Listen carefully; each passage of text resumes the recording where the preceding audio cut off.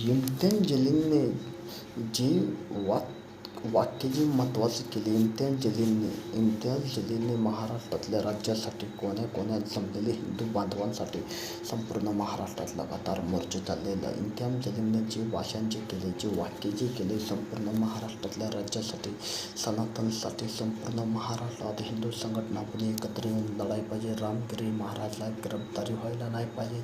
महाराष्ट्राची वातावरण निर्माण झाले महाराष्ट्रातल्या राज्यासाठी, महाराष्ट्रातल्या तरुणांसाठी. महाराष्ट्रात कुठं भ्रष्टाचार होते, कुठं अन्याय होते, हिंदुत्वाच्या बेटींवरनी, माँ बहिणींवरती कुठं अन्याचार होते, कुठं भ्रष्टाचार होते. या अन्यायाला आपण वाचा फोडायला पाहिजे. हिंदुत्वासाठी आपण लढायला पाहिजे. संपूर्ण महाराष्ट्रात इम्तियाज जलीलने जे वाक्य जे महत्त्वाचं करायला लागले संपूर्ण महाराष्ट्रात, ते आंदोलन काढायला लागले, ते संपूर्ण महाराष्ट्रातल्या राज्यासाठी कोण्यात हिंदू बांधव जमलेले, हिंदू भगिती जमलेले संपूर्ण महाराष्ट्रातल्या राज्यासाठी.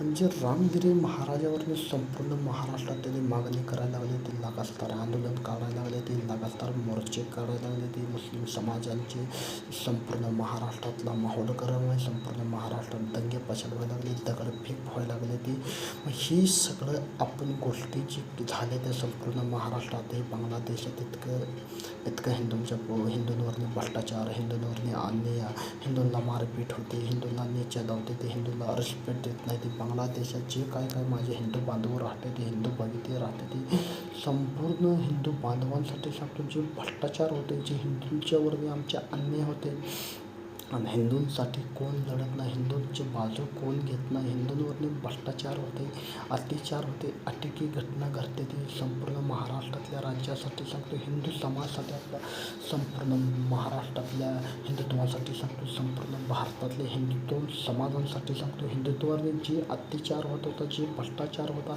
आणि हिंदूंसाठी कोण लढाई नव्हता आपल्या, आणि हिंदूंसाठी लढायला कोण होतं संपूर्ण महाराष्ट्रातल्या राज्यासाठी सांगतो. आणि हिंदुत्व समाजांसाठी आपल्या कोण लढाई नव्हतं. जे रामगिरी महाराजांचे व्यक्तित्व जे केलं, त्यांच्या भाषणामध्ये, त्यांच्या प्रवचनमध्ये जे केले, ते वाक्य त्यांनी चांगलं केलं. संपूर्ण महाराष्ट्रात हिंदू संघटना आपली लढायला लागली. ते रामगिरी महाराजावरती 40 ते 50 असे गुन्हे दाखल झाले. त्या अलग शहरातनी, अलग राज्यातनी, अलग स्टेटमध्ये, अलग जिल्ह्यामध्ये एवढे गुन्हे दाखल झाले. ते पण त्यांची गिरफ्तारी होणे म्हणून बाकीच्या ठिकाणी हिंदू बांधव मोर्चा काढायला लागले, ते त्यांची गिरफ्तारी होणे, सगळी गुन्हे मागं घ्यावं. जे रामगिरी महाराजने जे व्यक्तित्व जे महत्त्वाचे केले, जे आदिवासी एक मुलगा होता, त्यानं मुस्लिमच्या मुलीवर लग्न केलं म्हणून त्या गरिबासाठी कोणी बाजू घेतली नाही म्हणून मग त्याला मारलं, मुस्लिम समाजाने मारून टाकलं. मग अशा पण काय भ्रष्टाचार झाला, अशा पण काय अन्याय झाला हिंदू समाजावर. मग संपूर्ण महाराष्ट्रातल्या राज्यासाठी सांगतो, महाराष्ट्रातल्या कोण्या जमलेल्या हिंदू बांधवांसाठी जे हिंदुत्वावरले जे अत्याचार होते, जे भ्रष्टाचार होते, हे भ्रष्टाचार ही आपण ह्याला वाचा फोडायला लागते आणि गोर हिंदू बांधवांसाठी लढायला लागते. आज न उद्या तर मला एक सामान्य कार्यकर्ता चांगले बोलतो, हिंदुत्वासाठी भाषण करते आणि सनातनाला आता तर जागा हिंदू सगळे सपोर्टमध्ये रक्त संसर्ग करून द्या. संपूर्ण महाराष्ट्रातल्या राज्यासाठी, महाराष्ट्रातल्या मातीसाठी, महाराष्ट्रातल्या कोण्यासाठी, महाराष्ट्रात जेवढा भ्रष्टाचार होते, जेवढा अत्याचार होते, यूट्यूबच्या माध्यमातून चांगले जाधव भाषण करते, ते जनतेपर्यंत भाषण पोचवायला पाहिजे. माझ्या हिंदू बांधवापर्यंत, हिंदू भगिनीपर्यंत, संपूर्ण महाराष्ट्रातल्या राज्यापर्यंत हेच माझी अपेक्षा आहे. महाराष्ट्रातले राज्याचे मुख्यमंत्री आपले यशस्वी एकनाथ शिंदे साहेबांपर्यंत माझा व्हिडिओ पोचायला पाहिजे. महाराष्ट्रातल्या तरुणांना सांगतो, जेवढा भ्रष्टाचार होता हिंदू बांधवांवर, एवढं बलात्कार होते बांगलादेशात, इकडे बलात्कार, महाराष्ट्रातले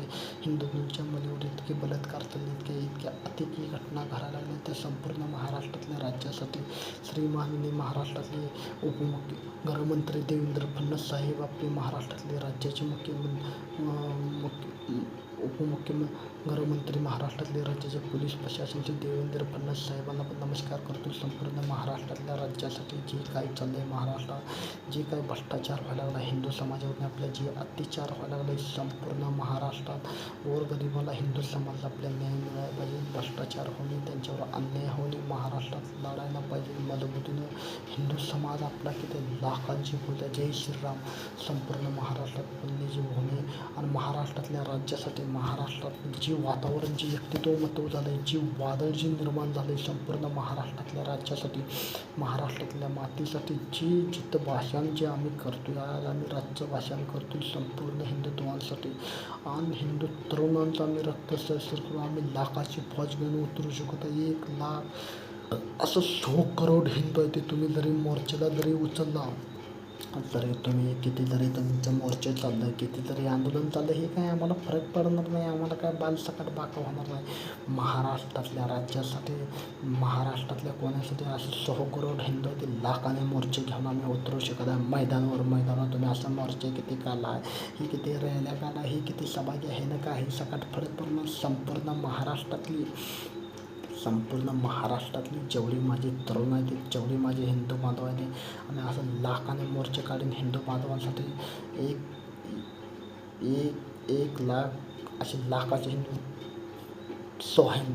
1.25 लाखाने हिंदूंचे मोर्चे निघतले संपूर्ण महाराष्ट्रात. आमचे एवढे हिंदू आहेत, संपूर्ण भारतातले हिंदू आम्ही मोर्चे काढून संपूर्ण महाराष्ट्रातल्या राज्यासाठी सांगतो. रामगिरी महाराजांना गिरफ्तारी व्हायला नाही पाहिजे.